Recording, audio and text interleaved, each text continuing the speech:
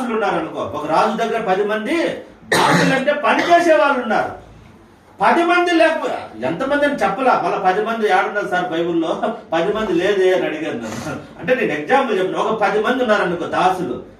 10 మంది ఉంటే ఒక దాసునికి 10,000 తలాంతులు ఇచ్చాడు.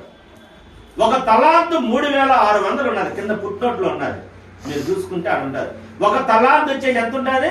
3,600. 10,000 తలాంతులు అంటే 3,60,00,000 ఇచ్చినాడు ఒకరికి. ఎంత ఇచ్చినాడు? 3,60,00,000 ఇచ్చినాడు. ఈ 3,60,00,000 తీసుకున్నాడు. ఇంకొక దాసునికి, వీళ్ళందరూ ఒక దగ్గరే పనిచేసేది, ఇంకొక దాసునికి ఎంత ఇచ్చినాడు? 100 దినారాలు ఇచ్చాడు. 100 దినారాలు ఎంత? 50 రూపాయలు. అర్థమైందా? 50 రూపాయల కింద ఉన్నది. 100 దినారాలు ఎంత? 50. 3,60,00,000 ఎక్కడ? ఈ తీసుకున్నాడు 50 రూపాయలు పక్క దాసునికి ఇచ్చినాడు. వీళ్ళిద్దరు పనిచేసేది ఒక దగ్గరే, ఎందుకంటే ఇంకొకటి పనిచేసేది. ఎంతమంది పని చేస్తున్నారు? ఇంకా కొంతమంది ఉన్నారు దాసులు అనేవాళ్ళు, ఇంకా కొంతమంది ఉన్నారు అక్కడ.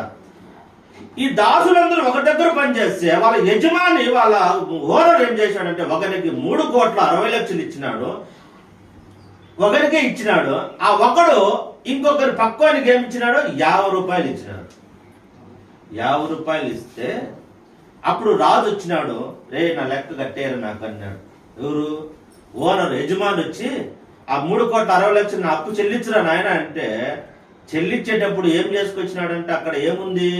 వాని బిడ్డలను, వాని భార్యను అందరిని పట్టుకొచ్చినాడు ఆయన. ఎవరు? యజమాని. బిడ్డలను, భార్యను, వీళ్ళందరిని అమ్మి నాకు అప్పు తీర్చు అన్నాడు. బిడ్డలను అమ్మాయి, భార్యను అమ్మాయి, నా అప్పు నాకు కట్టు అన్నాడు. అప్పుడు ఆ దాసుడు ఏమన్నాడు?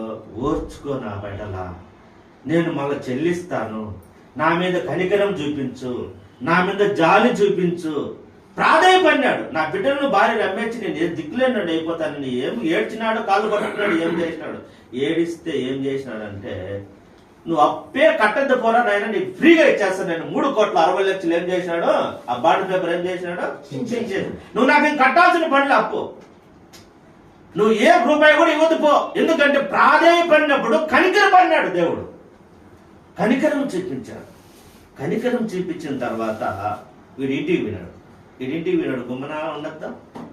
పోయిన తర్వాత 50 రూపాయలు ఇచ్చినాడు. చూడ వాని గాడికి విన్నాడు, నా 50 రూపాయలు కట్టరా అన్నాడు.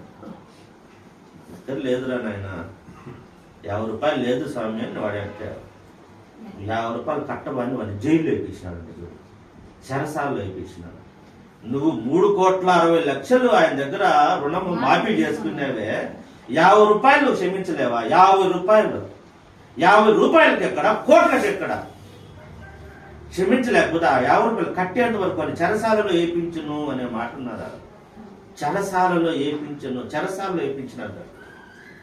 అప్పుడు ఇంకా 10 మంది తోటి దాసులు ఉంటానులా, వాళ్ళంతా దుఃఖపడినారంట. చూడండి 31వ వచనంలో అది చూసి, వాడు ఒప్పుకొని వాడు కాగా వాడి తోడి దాసులు జరిగినది చూసి మిక్కిలి దుఃఖపడి వచ్చి జరిగినదంతా తన యజమానునికి వివరముగా తెలిపిరి. 3,60,00,000 క్షమించేసినాడు. చూడు, ఆయన దగ్గరికి వచ్చి, ఆయన దగ్గరే కదా అందరూ పనిచేశారు. అయ్యా నిన్న నువ్వేమో వాడికి 3,60,00,000 క్షమించివి, వాడు పోయేసి మన తోటి పిల్లోడు ఇంకొకడు ఉన్నాడు కదా దాసుడు, వాడు 50 రూపాయలు కట్టలేదని జైల్లో వేసినాడు, కొట్టిస్తాడు వాడు.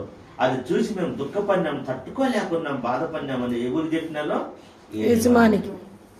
యజమానుడు వాడిని ఏమంటాడు? వాడిని పిలిపించి, అప్పుడు వాడి యజమానుడు వాడిని పిలిపించి, చెడ్డ దాసుడా, నీవు నన్ను వేడుకొంటివి కనుక నీ అప్పంతయు క్షమించేసింది. నేను నిన్ను కరుణించిన ప్రకారము నీవును నీ తోటి దాసుని కరుణింపవలసిన వాడి కన్నవలసి ఉండెను కదా అని వారితో చెప్పాను. అందుచేత వారి యజమానుడు కోపపడి తనకు అచ్చి ఉన్నదంతా చెల్లించు వరకు బాధపరచు వానికి అప్పగించాను. ఏమిరా 3,60,00,000 నీకు క్షమిస్తే 50 రూపాయల కోసం ఆయన భార్య బిడ్డలు జైల్లో ఇప్పించావు, నాన్న బాధ పెట్టినావు, నువ్వు బాధ పెట్టినావు కాబట్టి నువ్వు చాలా కోపపడ్డావు, నువ్వు చెడ్డదాసునివురా. నిన్ను నేను ఇంత కరుణిస్తే నువ్వు నీ తోటి వాడిని, నీ సహదాసుని నువ్వు కరుణించలేకపోయినావా అని చెప్పి వాడిని పట్టుకొచ్చి వీడు మొత్తం కట్టేంత వరకు విడిచిపెట్టగలుగుతాడు. ఎందుకు? దీనివల్ల నీతి ఏం మనకు బాగా చెప్పండి. అంటే యజమానుడు అందరికి క్షమించినాడు, వీడు 50 రూపాయలు క్షమించడం. దీని గురించి మనకేం అర్థం కావాలా? మనకేం అర్థమైందంటే యేసుక్రీస్తు నీ పాపాలన్నింటినీ క్షమించినాడు, నీ కోసం ప్రాణం పెట్టినాడు.